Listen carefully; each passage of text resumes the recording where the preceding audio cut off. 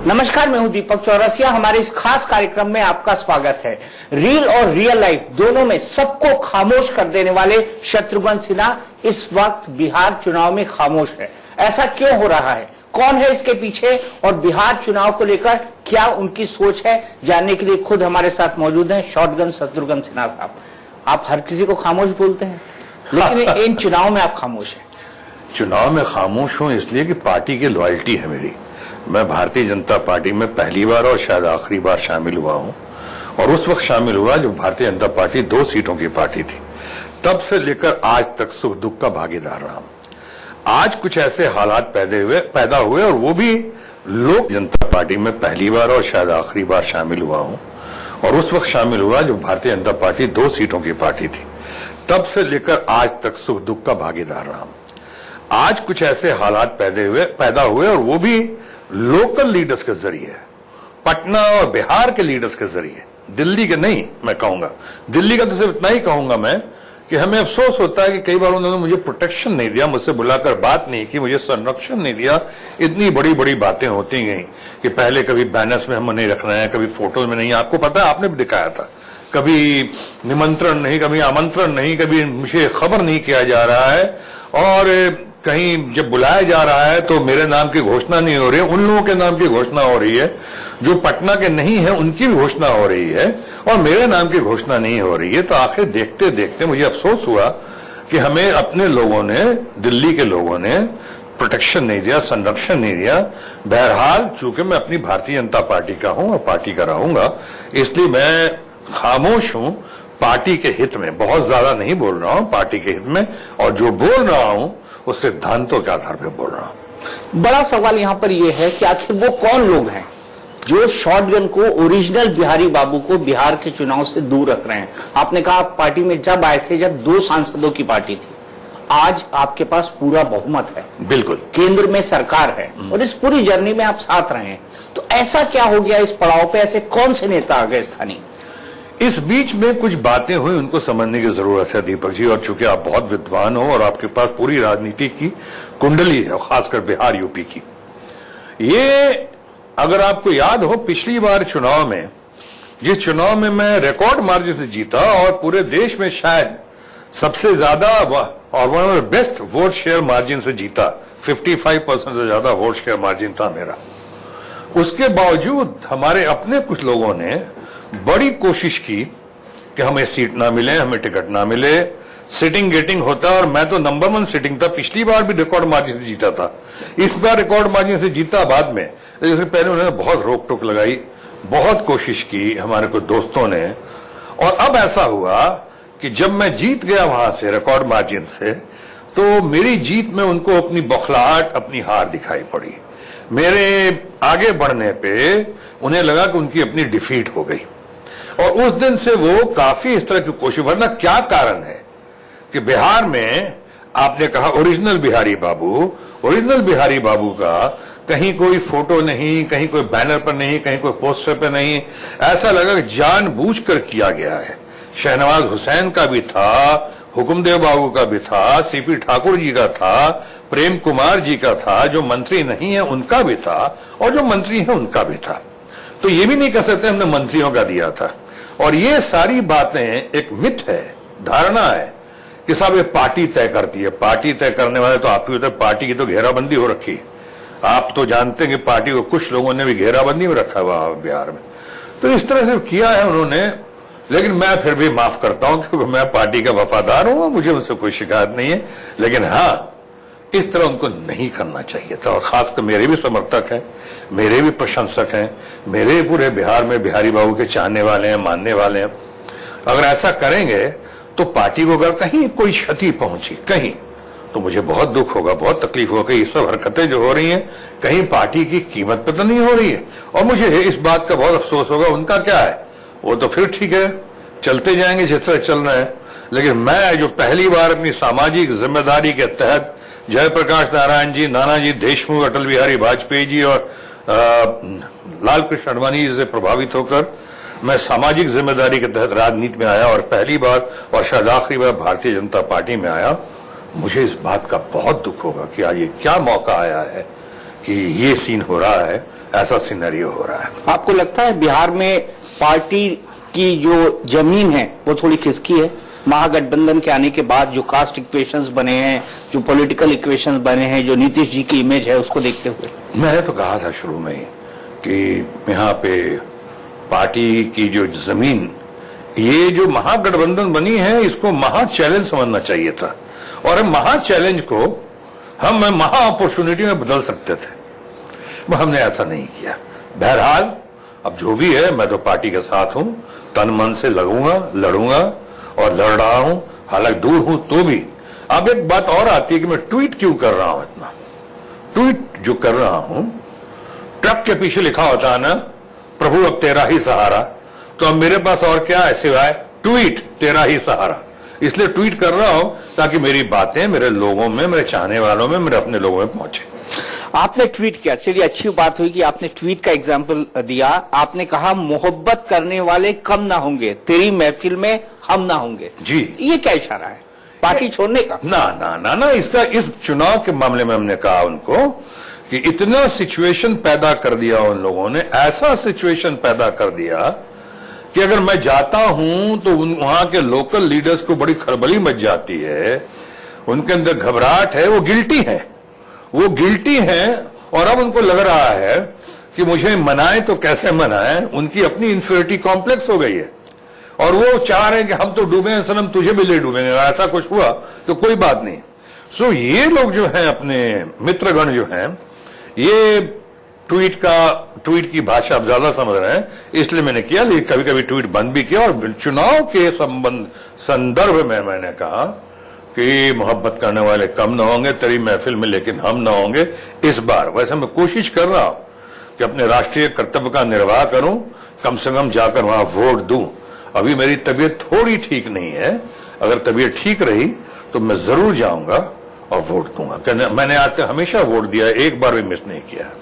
दाल की कीमतों पर आपका ट्वीट कि दाल की कीमत बहुत बढ़ गई है और सरकार इस पर नियंत्रण नहीं कर पाई, ये सीधे सीधे आपकी अपनी ही सरकार की आलोचना है।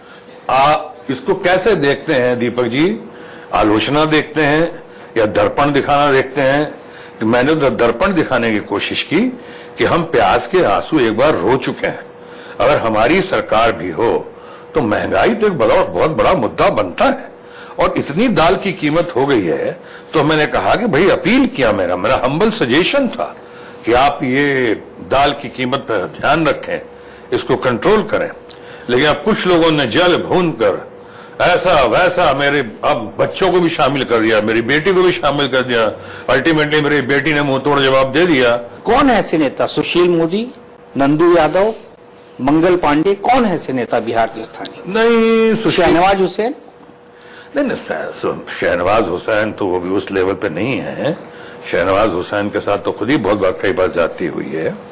वो कहते नहीं है, बहुत शरीफ आदमी है, अच्छे हैं, वो कहते नहीं है, लेकिन उनसे मेरे बारे में कुछ कहलवा दिया जाता है, वो घबराए बोल जाते हैं, लेकिन बहुत अच्छे इंसान है वो। और आप जिनका नाम ले रहे हैं, मुझे लगता है अब तक लोगों को खूब पता है कि किनमें से ही एक नाम है जिसने मुझे रोकने की बड़ी कोशिश की थी, बहुत ही कोशिश की थी, और लास्ट तक के अंतोगत्वा हमको राजनाथ सिंह जी का फोन आया, और क्या करना है, क्योंकि लोग लगे हुए हैं आपके खिलाफ हैं यहाँ पे। उन्होंने जैसी मर्जी हो आप कर लो, आप हमारे मित्र भी हो, देश के गृह मंत्री भी हो, आप कर लो। तो ये उन्हीं में से एक नेता है जिनको सब जानते हैं, आप भी जानते हैं, मैं भी जानता हूं। सुशील मोदी? मैं नहीं कह सकता हूं, आप कह सकते हैं, मैं नहीं कह सकता। नीतीश कुमार प्रधानमंत्री के सबसे बड़े पॉलिटिकल राइवल हैं, मैं राजनीतिक प्रतिद्वंदी मानूंगा उनको। आप उनकी तारीफ करते हैं, तो ऐसे में आपको नहीं लगता कि आप मोदी जी को एक एम्बैरेसिंग सिचुएशन में डाल रहे हैं? उनके राजनीतिक दुश्मन की आप तारीफ कर रहे हैं। इसका मैं दो जवाब देना चाहूंगा जो आप समझ सकते हैं।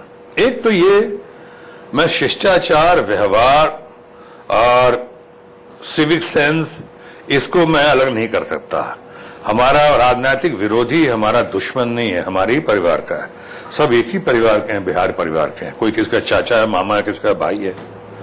और दूसरी बात कि जहां राजनीतिक विरोधी जो है उसके बारे में, जैसे मैंने कहा कि कई चीजें आ जाती हैं दिमाग में, और एक तो ये भी आता है कि अगर मैं नहीं करूं उनको, उनकी तारीफ अगर मैं ना करूं, नहीं बताऊं उनके बारे में, तो लगेगा कि ज्यादती है कि जब चुनाव आए, चुनाव से मैं घबरा गया। मैं शिष्टाचार की बात कर रहा हूं, मैं बिहेवियर की बात कर रहा हूं, इसलिए शिष्टाचार और बिहेवियर की बात है। और दूसरी बात जो मैंने कहा, दो बातों, दूसरी बात, जब ये लोग हमारे लोकल नेता, जरा इनसे एक बार पूछिए ना कि आप क्यों नहीं इनका फोटो, इनका बैनर, इनका पोस्टर, इनको इन्विटेशन, हालांकि मैं फोटो पोस्टर का मोहताज नहीं हूं, लेकिन ये जानबूझकर सैद्धांतिक मामला है कि ऐसा क्यों कर रहे हैं कि जानबूझकर लगता है एक ही आदमी को हटा रहे हैं वहां पे। दूसरी बात जो मैं कह रहा था, अगर वो मेरी अपेक्षाओं पे खरा नहीं उतर रहे हैं, तो एक तरफा वो मुझे क्यों चाहते हैं कि मैं उनकी अपेक्षाओं पे खरा उतरूं? अगर वो इस तरह से परेशान कर रहे हैं और करना चाहते हैं, तो हमसे ही उम्मीद है कि हम ही सब ठीक लाइन पे चले और वो ठीक लाइन पे ना चले। ऐसा कैसे होगा? अब what is right for Peter should be right for Paul. अगर हमारे साथ गड़बड़ कर रहा है जिस तरह से, तो अगर मैं भी कर रहा हूं थोड़ा बहुत पिन प्रिक, तो क्या बुरा है इसमें? आपने मेरे सवाल का जवाब नहीं दिया कि आप नीतीश कुमार जी की तारीफ करते हैं, जो नरेंद्र मोदी जी के सबसे बड़े पॉलिटिकल राइवल। हाँ, मैं तारीफ करता हूं जनरल सेंस में। मैं चुनाव के संदर्भ में तारीफ नहीं करता हूं, तो पब्लिक डिसाइड करेगी। लेकिन चुनाव की घड़ी आई तो मैं किसी को सिर्फ चुनाव की घड़ी तो मैं कह दूं बहुत खराब आदमी है, ये तो नहीं होगा। ये तो मेरा शिष्टाचार है, ये तो बिहेवियर है मेरा कि अब जस्ट चुनाव हम, लेकिन पॉलिटिकल मंच पे अगर बिहार में रहते भी इस वक्त, तो कभी हम पॉलिटिकल मंच पे ऐसी बात नहीं करते। ये तो व्यक्तिगत स्तर पे मैं ऐसी बात करता हूं। अगर कल तक जिनकी तारीफ करता रहा, कल तक नीतीश कुमार ने इतना मान दिया, सम्मान दिया, कल तक लालू यादव ने इतना प्यार दिया, कल तक नीतीश बाबू और लालू जी मिलके इतना अच्छा हमारा ख्याल रखा, हमारे कोशिश की, हमारे बेहतरी के लिए, हमारे क्षेत्र के डेवलपमेंट के लिए, हमारे चुनाव में से ज्यादा हमारा जो अपने डेवलपमेंट वर्क हो रहा है उसके लिए उन्होंने इतना किया, तो क्या मैं सिर्फ चुनाव के घड़ी में उनको नाकार जाऊं? नो। क्या आप मानते हैं कि अगर लालू और नीतीश की जोड़ी आई तो वहां पर जंगल राज पार्ट 2 आ जाएगा? नहीं, बिल्कुल नहीं। ये सब मुझे लगता है एक कॉइन किया गया है। मैं हमेशा कहता हूं कि भाई जंगल राज वगैरह की बात हम क्यों करते हैं? हम आगे बढ़े ना, मूव करें, इश्यूज की बात करें। ये क्या नए नए स्लोगन दे रहे हैं जंगल राज, और उस कह के हम बिहार के वो लोग जो उनका साथ दे रहे थे उनको भी जंगली कह रहे हैं? क्या मतलब? हमने आगे, अगर आप में याद हो तो मैं सबसे पहले केजरीवाल जी के चुनाव में हमने यहां कहा था दिल्ली में कि नेगेटिविटी नहीं होनी चाहिए, पॉजिटिविटी होनी चाहिए। उनको 2 करोड़ रुपए का हम अकाउंट मांग रहे थे, हालांकि उन चेक से पाए थे, मिला था उनको, और यहां करोड़ों का अकाउंट वो मांग रहे थे, वो नहीं मिल रहा था। तो वो कह रहे थे अच्छा ठीक है, अगर हमने गलती की तो आके हमको गिरफ्तार कर लो। जवाब नहीं मिला हम लोगों को कुछ। मैं उस समय कहा कि सब काहे को करते हैं भाई, अपना आगे बढ़ो, इश्यूज पे चलो, डेवलपमेंट की बात करो। ये सब कहा जंगल राज ये करके कितने लोग होंगे उसमें शामिल होंगे, उनको आप जंगल राज का मेहमान बना के, जंगल राज का साथी बना के जंगली बनाने तो अच्छी बात नहीं है ना। पॉजिटिविटी होनी चाहिए, नेगेटिविटी नहीं होनी चाहिए, आगे बढ़ो। प्रधानमंत्री जी ने कहा आज कि 3 इडियट्स की कॉपी लग रही है। कल उन पर एक पैरोडी सुनाई गई थी जो 3 इडियट फिल्म का गाना था। उनका कहना कांग्रेस, लालू यादव, नीतीश कुमार, क्या ये 3 इडियट्स है? इस तरह से उन्होंने जोड़ने की कोशिश की। देखिए दीपक जी, इलेक्शन के टाइम में सब होता रहता है। आप ये सब बोलते हैं, बड़ी बड़ी बातें करते हैं, एक बार इलेक्शन खत्म, अब जैसे रिजर्वेशन की बात भी कर गए, हो सकता है उनके दिल में दर्द हो प्राइम मिनिस्टर के, लेकिन उसके पहले आदमी को, हम लोग को वो ब्रीफ करना चाहिए, संविधान को भी देखना चाहिए कि संविधान क्या कहता है। कहां हमने तो नहीं सुना है किसी ने उसमें से काटा, उसमें से काटा, उसमें से काट रहा है रिजर्वेशन। बहरहाल मैं उस पर नहीं बोलूंगा क्यों, हमारे प्राइम मिनिस्टर हैं और हमारे मेन स्टार कैंपेनर हैं, लेकिन चुनाव के वक्त में कहता हूं ये सब बहुत चलता है और उन बातों को बहुत गंभीरता पूर्वक नहीं लेना चाहिए, क्योंकि चुनाव खत्म, रात गई, बात गई, बदनाम हुआ, सुभाष गई, सब हो जाएगा उसके बाद में। मुझे ये बताइए कि जितने भी नेता प्रचार कर रहे हैं उनका ये कहना है कि जब से बीजेपी का साथ छूटा है नीतीश कुमार ने बिहार का बेड़ा गर्क कर दिया। क्या आप ये मानते हैं? मुझे इसमें क्यों शामिल करना है, मैंने तो सब देखा ही नहीं है। कि किसी ने बेड़ा गर्क कर दिया हो, और हम लोग जब साथ थे और उसके बाद बेड़ा गर्क की बात कर रहे हैं, तो कुछ लोग तो ये भी कर सकते हैं भाई कहीं ऐसा तो नहीं है खिसियाई बिल्ली खंभा उखाड़े। तो ये सब बातों में दम नहीं है। आप स्टार प्रचारक की लिस्ट में शामिल हैं जो इलेक्शन कमीशन को जाती है लिस्ट, लेकिन आप प्रचार नहीं कर रहे हैं। वैसे ही पार्टी के जो मार्गदर्शक है लालकृष्ण आडवाणी जी, इतने लंबे एक्सपीरियंस के बाद, इतने लंबे संघर्ष के बाद, क्या आपको नहीं लगता कि पार्टी में आज उनकी बेहद उपेक्षा हो रही? मैं ये कह सकता हूं लालकृष्ण आडवाणी जी की जितनी भी इज्जत हो कम होगी। वो पार्टी के सबसे वरिष्ठ स्टेट्समैन और जबरदस्त एक्सपीरियंस्ड इतने फादर फिगर हैं पार्टी के, और उनकी उपेक्षा अगर हो रही तो ये सही नहीं है, ये गलत है। उन्होंने ही 2 सीटों से, उन्होंने अपने चंद लोगों के साथ मिलकर 2 सीटों से करीब 200 सीटों तक पार्टी को लाया था। तो इनके और उनकी उपेक्षा अगर हो रही तो ये सही नहीं है, ये गलत है। उन्होंने ही 2 सीटों से, उन्होंने अपने चंद लोगों के साथ मिलकर 2 सीटों से करीब 200 सीटों तक पार्टी को लाया था। तो इनिशियल पुल तो उनका था। जहां तक मेरा सवाल है पार्टी स्टार प्रचारक में, सबसे पहले देश में स्टार प्रचारक के नाम की मेरी घोषणा हुई थी सबसे पहले, वो भी यशवंत सिन्हा जी ने किया था।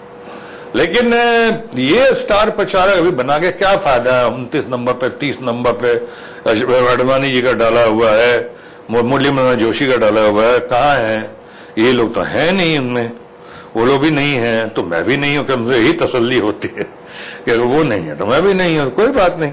और मुझे कोई स्टार प्रचारक बनने का शौक तो नहीं है, मैं तो बहुत बन चुका हूं, बहुत बार कर चुका हूं, मुझे इस बात की खुशी है।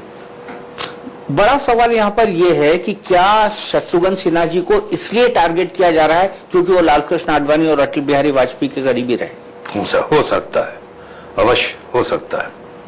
कब लग रहा और कुछ लोग चाहते हो कि 1 by 1 पहले उधर फिर जसवंत सिंह जी, ऐसा हो सकता है, लेकिन मुझे इसकी पूरी जानकारी नहीं है।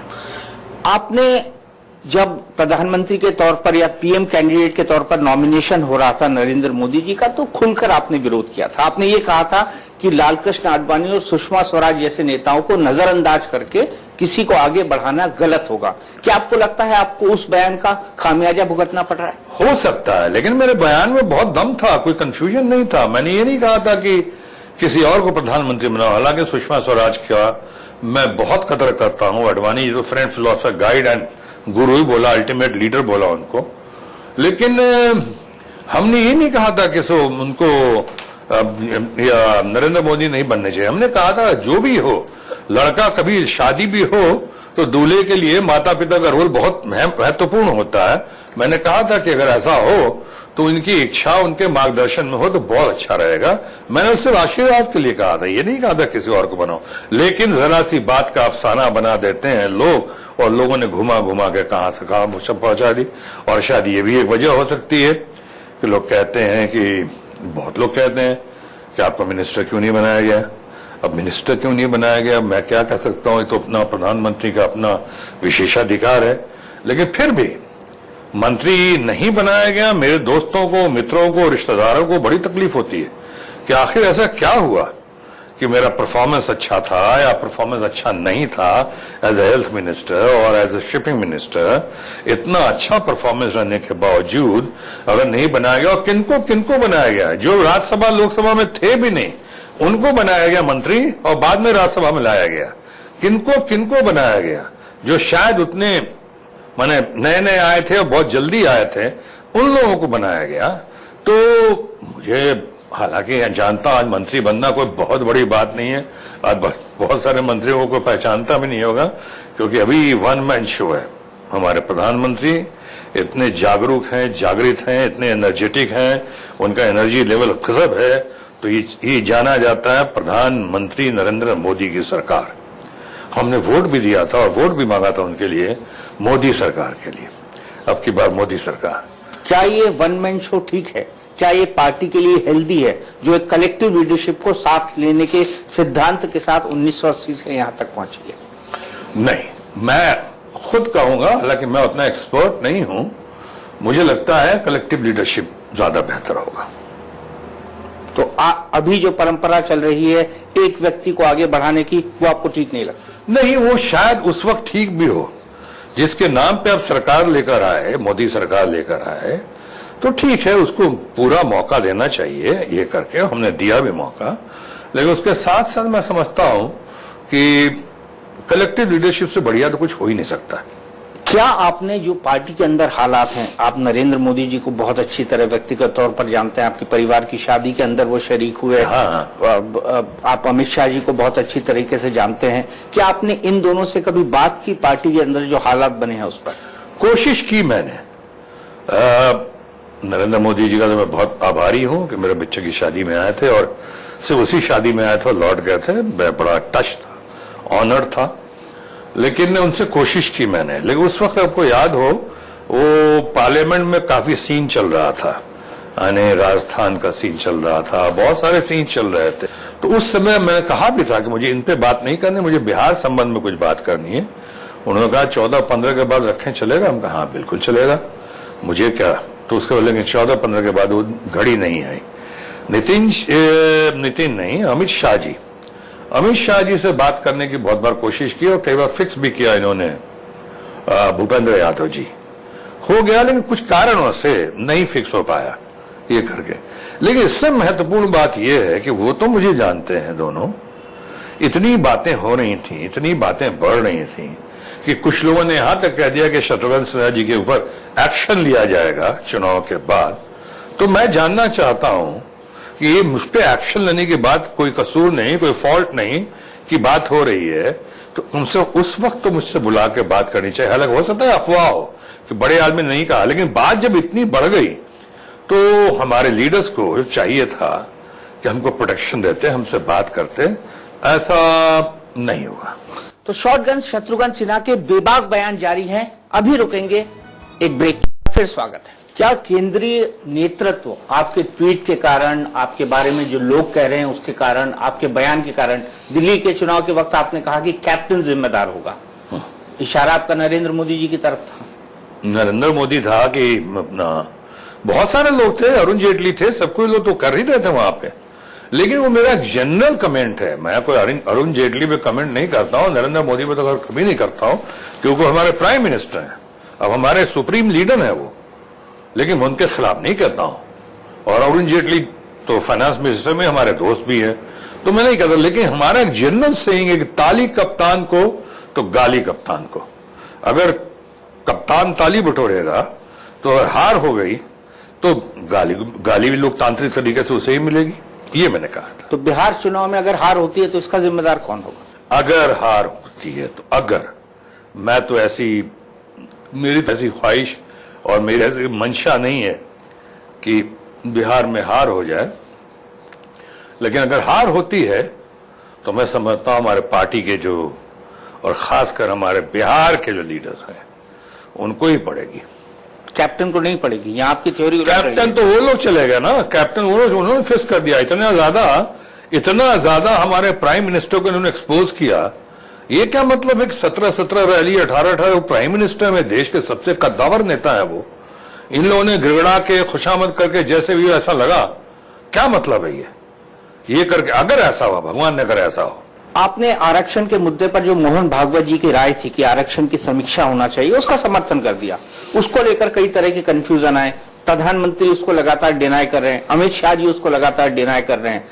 आप जानबूझ के क्या ऐसे ट्वीट कर रहे हैं, या ऐसे बयान दे रहे हैं, या ऐसी संकेत दे रहे हैं जिससे समर्थन कर दिया?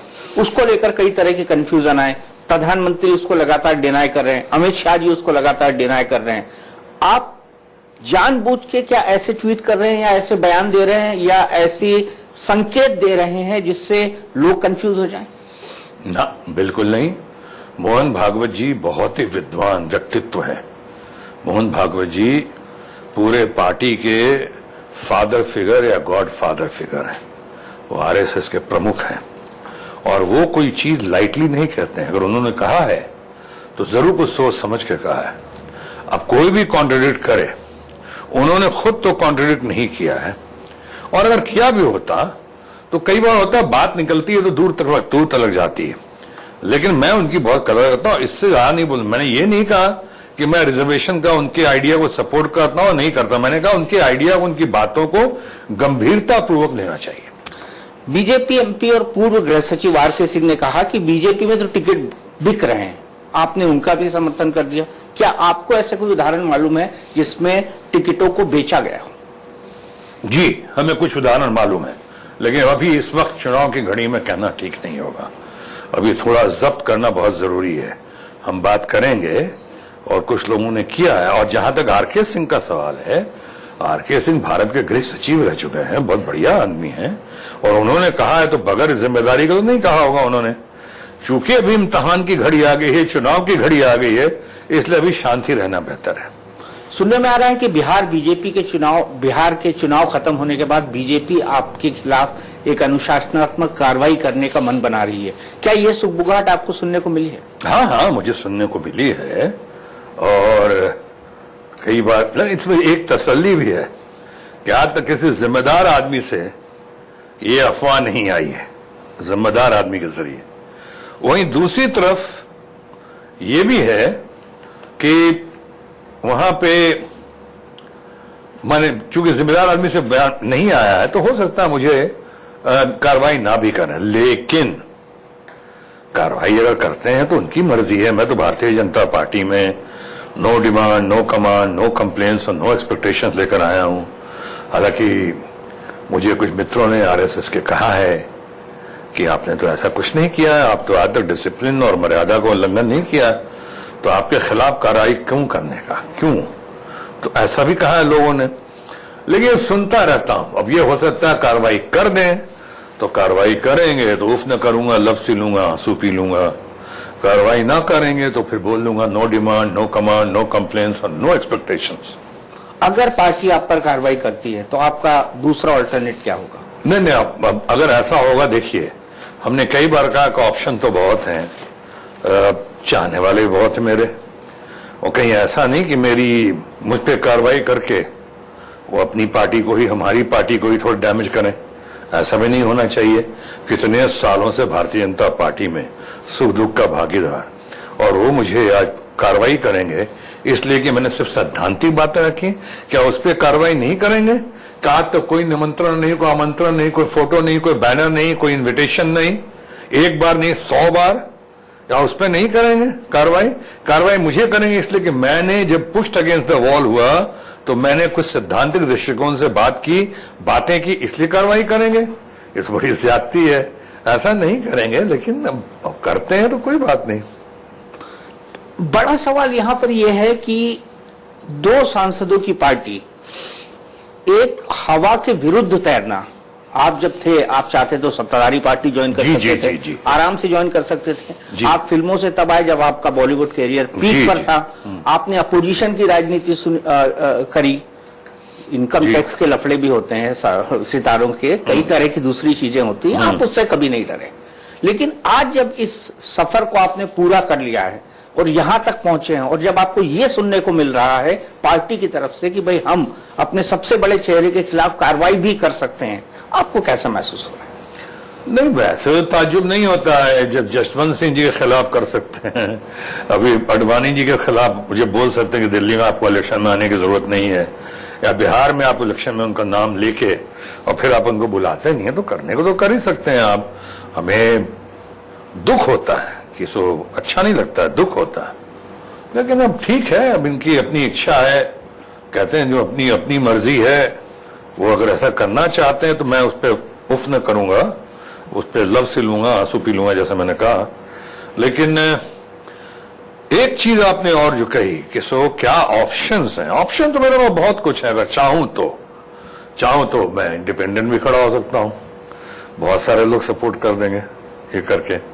तो ये ऐसा नहीं है कि सो भारतीय जनता पार्टी को तो मैंने कहा पहली और आखिरी पार्टी है, लेकिन इनसे जब कोई पूछे, आपको सुनकर ताज्जुब होगा। आप चाहे कभी इंटरव्यू में पूछेगा, मंगल पांडे हैं, उन्होंने सुशील मोदी के कहने पे किया, सुशील मोदी हैं, इन लोगों से पूछे तो सही कि एक आदमी ओरिजिनल बिहारी बाबू जिसको आपने कहा, जो रिकॉर्ड मार्जिन से जीतता है, एक बार नहीं 2-2 बार, जो राज्यसभा में 2 बार रह चुका है, उसको आपने और किसी कमेटी में तो नहीं लिया, एक इलेक्शन कमेटी में था, उससे भी निकाल दिया था बिहार में।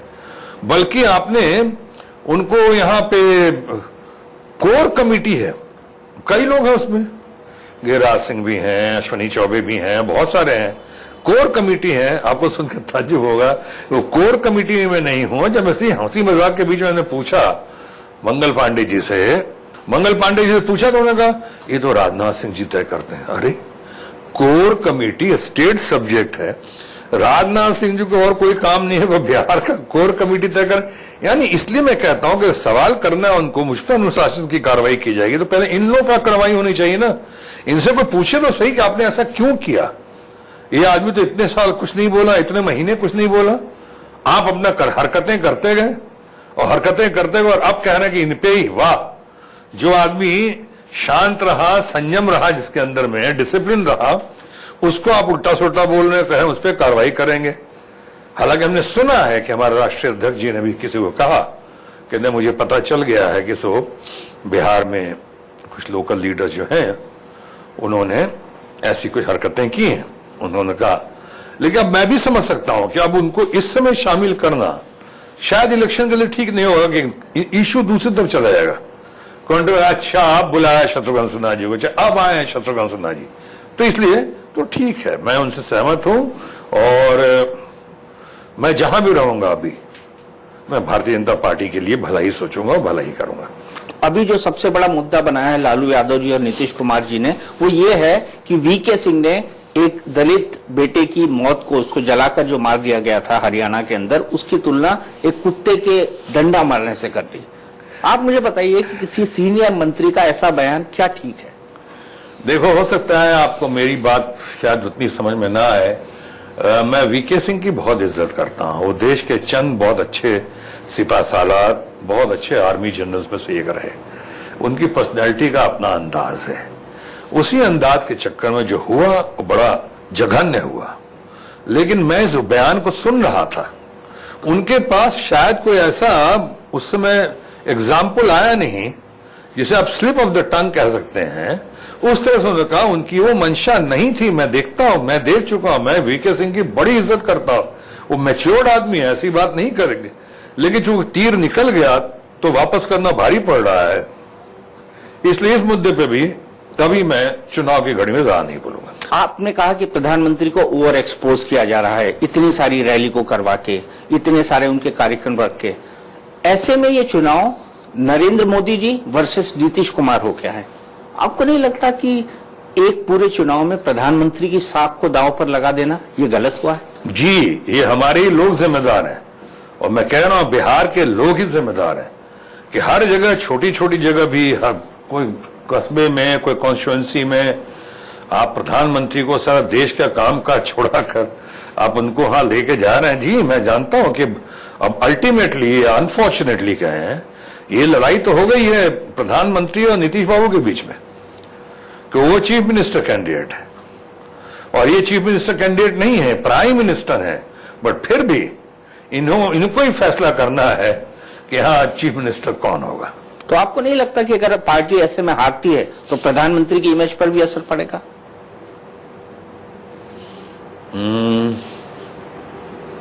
थोड़ा पड़ तो सकता है, थोड़ा पड़ सकता है। ये जो तमाम मुद्दे हुए हैं, क्या बिहार इलेक्शन के बाद आप ये चाहेंगे कि आप प्रधानमंत्री जी से या पार्टी अध्यक्ष जी से इन तमाम मुद्दों पर डिस्कशन करें, अपनी पॉइंट ऑफ व्यू को उनके साथ एक्सप्रेस करें? जरूर मैं चाहूंगा, क्योंकि मैंने कितनी बार कोशिश की है, अमित शाह जी से भी कोशिश की है और प्रधानमंत्री जी के यहां भी कोशिश की है। उनके ऑफिस में कई बार मैंने खुद फोन किया और आरएसएस के भी एक आध लोगों ने फोन किया था कि शत्रुघ्न जी से मिल लीजिए।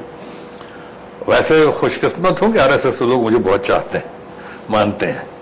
तो उन्होंने कहा कि सो आप उनको टाइम दें, लेकिन उस समय ऐसी परेशानियां थी, उनका टाइम देना संभव नहीं हो सका। और यहां पे अपना ये अमित शाह जी का मैं, लेकिन उसके बावजूद मैं कहूंगा हाँ बिल्कुल ठीक है, चुनाव के बाद ही सही, लेकिन हम बैठेंगे, अगर हमें बुलाएंगे तो हम जरूर बैठेंगे, अपनी बात भी रखेंगे, अपनी राय भी रखेंगे, पार्टी को और कैसे मजबूत करना और पार्टी को और कैसे सही दिशा में डालना है, यथाशक्ति यथाभक्ति मैं भी योगदान दूंगा। अपनी बेबाकी के लिए मशहूर शत्रुघ्न सिन्हा इस वक्त हमारे साथ बने रहेंगे। फिलहाल एक ब्रेक, फिर स्वागत है। कहते हैं कि आपके मन में एक इच्छा थी, और खासतौर पर बिहार के नेता इस बात को प्रोजेक्ट करते हैं कि आपकी शुरू से इच्छा थी कि शत्रुघ्न सिन्हा को बिहार के सीएम के तौर पर प्रोजेक्ट किया जाए, और आज चूंकि प्रोजेक्ट नहीं हुए, 10 साल नीतीश बाबू शासन कर लिए, तो आपके मन में कहीं ना कहीं कोई रंज है, इसी के चलते आप ऐसा करते हैं? ना, बिल्कुल नहीं। मैं तो कई बार कह चुका हूं, शायद मेरा बयान पढ़ा भी होगा आपने, कि अब तो मेरी ना ही इच्छा है बिहार के सीएम बनने की, ना ही अपेक्षा है, ना इच्छा है, ना अपेक्षा है, ना मेरी कोशिश है, ना मेरी कशिश है। लेकिन हां, मेरा एक बयान आ चुका, और एक बार नहीं कई बार हमने कहा कि अगर मुझे given a chance, choice and priority, अगर मुझे कभी मौका मिला तो मैं केंद्र में मंत्री रहना ज्यादा पसंद करूंगा बनिस्बत के बिहार के मुख्यमंत्री। बिहार में जो लोग कर रहे हैं उनको अच्छे से काम करने दिया जाए, अभी किसी तरह से उनपे किसी तरह से उनको अभी डिस्टर्ब न किया, जो लोग कर रहे हैं और जो लोग करेंगे। इसलिए मैं बिहार में नहीं, मैं केंद्र में रहना चाहूंगा एज ए मंत्री, ताकि मैं बिहार की भी सेवा कर सकूं और पूरे देश की भी सेवा कर सकूं। और ये बात फैलाई हुई उन लोगों की, जो बिहार के जो हैं 2-3 लोग जो बताया आपने नाम लिया, ये उन लोगों का फैला हुआ। काहे को अब बोलूंगा, मैं तो कहीं रेस में ही नहीं हूं, दूर दूर तक रेस में नहीं हूं। तो ये लोग अपनी फैलाते रहते हैं, वो कहते हैं ना, खिसियाई बिल्ली खंबा उखाड़ेगा। क्या एनडीए ने ये बड़ी गलती की है कि नीतीश कुमार के सामने कोई मुख्यमंत्री का चेहरा पेश नहीं किया? करना चाहिए था। चूंकि मैं बयान में हूं, मैं बयान पे कायम हूं कि हाँ करना चाहिए। आपने देखा होगा, मैं चंद लोगों में सोच अपना बयान कभी वापस नहीं लेता हूं। तो मैंने कहा था कि इनको चीफ मिनिस्टर का चेहरा पेश कर, लोगों को जानने का पूरा अधिकार। ये महाराष्ट्र और हरियाणा नहीं है, ये महाराष्ट्र हरियाणा नहीं है, बड़ा ही पॉलिटिकल स्टेट है ये। यहां लोगों को जानने का पूरा अधिकार है कि हमारा सिपा सालार कौन है, हमारा कौन है चीफ मिनिस्टर कैंडिडेट। ये नहीं किया करते तो इसलिए मैंने कहा, अगर आपस में कंफ्यूजन था तो मैंने एक और कहा था कि नहीं तो देखो आप किसको चाहते हो, आप रामविलास पासवान जी को चाहते हो, तो मतलब वो एनडीए का, एनडीए का कहीं का हो, एक लीडर तो सामने रखो, ट्राई टेस्टेड प्रूवन, इतने सालों से वो आदमी चला रहा है, कद्दावर आदमी रामविलास पासवान, उसको रखो सामने, लेके चलो वहां पे। लेकिन हाँ, आप बिहार की नब्ज को समझते हैं, आप ओरिजिनल बिहारी बाबू हैं, आपको क्या लगता है इस वक्त बिहार की ग्राउंड रिपोर्ट क्या कह रही है चुनाव के मद्देनजर? ग्राउंड रिपोर्ट क्या कह रही है ये तो इस वक्त मेरा कहना ठीक नहीं होगा, क्योंकि चुनाव की घड़ी है और कुछ कहूंगा तो एंटी पार्टी वाला मामला हो जाएगा। लेकिन हां, मेरी ये दुआ है, ख्वाहिश है, मेरी इच्छा है, मनोकामना और प्रार्थना है कि भारतीय जनता पार्टी के जरिए बिहार एक नई दिशा की ओर चले, और बिहार जो है नरेंद्र मोदी जी के एक जबरदस्त नेतृत्व में एक आर्थिक उन्नति की ओर, प्रगति की ओर बिहार चले और बिहार गौरवान्वित हो। तो आप किसको चीफ मिनिस्टर देखना चाहेंगे? वो तो फिर अब तो मामला ये हो गया है, जो जनता, जो नरेंद्र मोदी जी, जो बाकी लोग जिसको चुनेंगे, सलाम उनको। आपने हमसे बात की, आपका बहुत बहुत शुक्रिया शत्रुघ्न सिन्हा जी। तो ये थे शत्रुघ्न सिन्हा जी, ओरिजिनल बिहारी बाबू, ओरिजिनल शॉटगन, जिन्होंने राजनीति की शुरुआत अपने फिल्मी करियर के पीक पर की और राजनीति भी की विपक्ष वाली।